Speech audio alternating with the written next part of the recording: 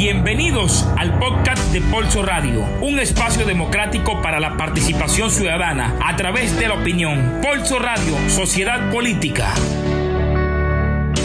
Colombia es uno de los países con alto nivel de desigualdad, donde la ignorancia y el desconocimiento sobre algunas regiones del país prevalecen, y más cuando se escucha nombrar Guainía y Bichada. Algunos llegan al interrogante de ¿qué es eso o dónde queda? De La Guajira se conoce que es un lugar olvidado, del Amazonas solo conocemos que es la selva más grande del mundo, entre otros departamentos que hacen parte del olvido. Claro, Jessica, y podemos empezar hablando por el departamento del Amazonas, que está alejado de la zona céntrica de Colombia, y para llegar hasta allá se debe ir en avión o vía fluvial, ya que no existe un camino terrestre, lo que hace que los recursos que le corresponden por parte del Estado lleguen tarde o en el peor de los casos que nunca aparezcan. Las comunidades que residen en dicho territorio son en su mayoría indígenas marginadas y abandonadas durante décadas. Con la llegada del COVID-19 se agrava más la situación. De este modo, el virus solo trajo al plano nacional una problemática a la que nadie voltea a mirar, no por la lejanía, sino por la falta de apoyo y protección estatal. Con la llegada de la pandemia se visibilizó más a nivel nacional el abandono en el que se encuentran muchas regiones, en especial el Amazonas, al que ni siquiera incorporaron en el Plan Nacional de Vacunación. En palabras del presidente Iván Duque, fue un error involuntario. Sin embargo, para los habitantes y el gobernador es una muestra de que el nombre del departamento poco suena a las reuniones o planes de inversión social. Y la pregunta es, ¿acaso no son colombianos? Pues sí, pertenecen a este territorio, pero países como Perú y Brasil son los que los tuvieron en cuenta, incluyéndolos en su plan de vacunación. Otro interrogante que surge es ¿por qué algunas regiones las tienen en el abandono? Esta pregunta aplica para zonas del Pacífico, la Alta Guajira y para los indígenas del Cauca, así para cada región que sufre una desarticulación estatal. Es hora de opinar en Polso Radio. Con la pandemia, las grandes ciudades se dieron cuenta de la miseria, la pobreza, la hambruna, la falta de educación y las escasas oportunidades que soportan varias partes del país. Muchos no enfocan su mirada hacia las necesidades básicas insatisfechas de esta zona. Quienes lo hacen callan o les da igual. Por otra parte, los entes gubernamentales no hacen presencia con inversión de salud, servicios públicos, entre otros, en el departamento de Bolívar en su zona sur, afectando a los corregimientos de la serranía de San Lucas, que es el lindero de 4 municipios como lo son Morales, Montecristo, Santa Rosa del Sur y Arenal. Otro punto importante en materia de la educación son las escuelas, que se encuentran en mal estado. Asimismo, los maestros son escasos y no hay disponibilidad de salones. Les toca compartir un aula para 3 y 4 grados. Lo poco que tienen son gracias a la comunidad, que mediante sus líderes, que por cierto son asesinados, los organismos que defienden los derechos humanos se han ausentado, dejándolos a un lado, y de paso se estigmatiza a la población a causa de los grupos armados que habitan en estas zonas. Las 10.000 personas están dispersas en zonas rurales y corregimientos de la serranía de San Lucas y no cuentan con un centro de salud que por lo menos le permita acceder a los primeros auxilios. Entre tanto, el hospital más cercano está a 4 horas de viaje, al igual que el plan de vacunación no es eficiente, debido a que la disponibilidad de vacunas son tan solo 500, cifra que se queda demasiado corta comparada con la cantidad de habitantes. Además, la segunda dosis tarda de 3 a 4 meses.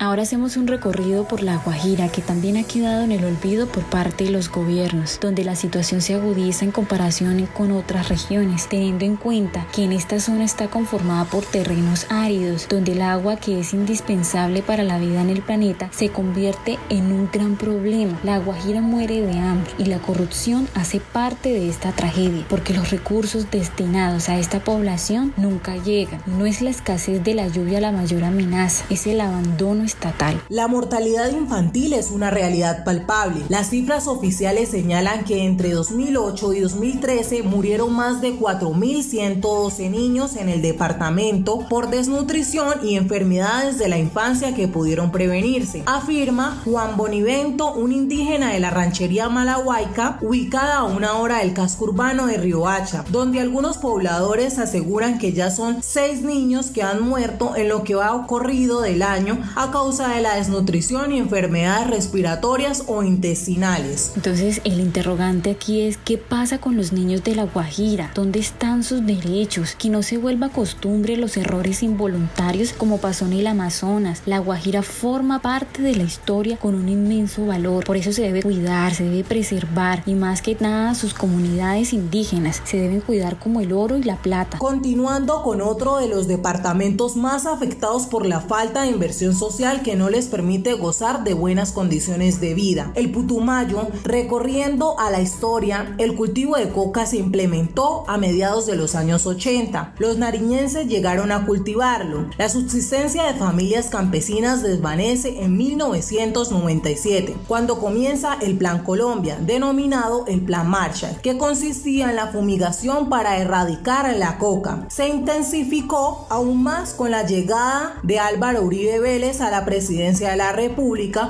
con la idea de que era la lucha contra el narcotráfico. La infraestructura de la carretera que comunica a Nariño con el Alto Putumayo y llega a Mocoa fue construida solo con fines políticos. En esa época Colombia se encontraba en conflicto con Perú. La ruta fue estratégica para no permitir que los peruanos les quitaran terrenos. Hoy sigue activa, tiene cerca de 80 kilómetros, es destapada y con grandes abismos, por lo que se le denomina el trampolín de la muerte.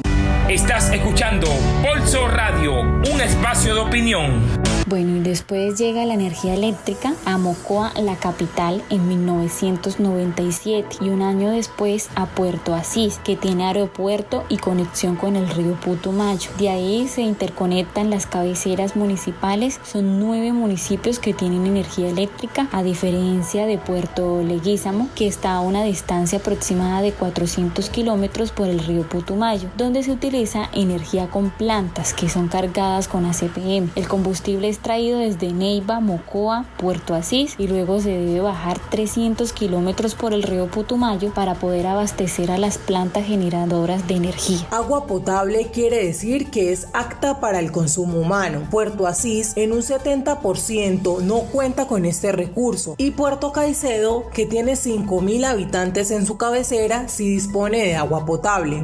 Mocoa no tiene, aunque se está avanzando en el acueducto, y así para los municipios del Medio y Bajo Putumayo. Lo más curioso es que existen fuentes hídricas, pero la inversión que se requiere para tratar el agua no se ve por ningún lado. Bueno, y con respecto al gas domiciliario, los municipios del Bajo Putumayo, como son Mocoa, Villagarzón, Puerto Caicedo, Puerto Asís, o más o menos son 13.000 familias, el resto no tiene, consumen gas de cilindro IP.